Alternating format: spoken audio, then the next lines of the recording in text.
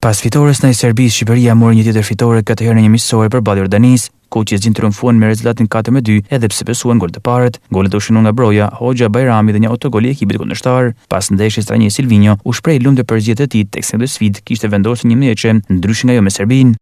Sì, è giusto, è amichevoli dopo forse una trampa. Mi è piaciuto tantissimo la squadra, la rosa.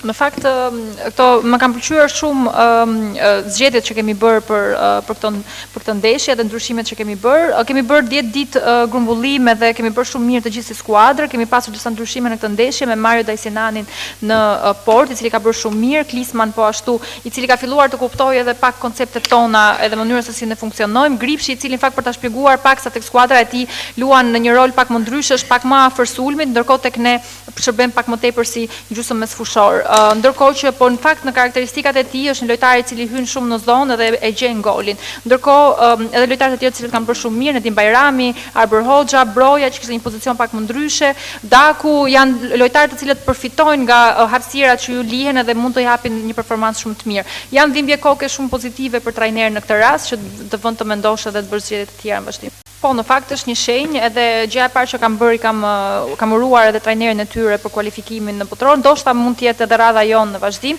por ende mungon një pjesë në fakt, duke qenë se duhet përgatitemi mirë për nëntorin edhe të qëndrojmë me këmbë në tokë, sepse çdo gjë është akoma e hapur, por kemi bërë 2 ndeshje të rëndësishme, sidomos ajo ndaj Serbisë, e cila të mundesh Serbinë në tokën e tyre, po ashtu ishte e vështirë dhe shumë e rëndësishme.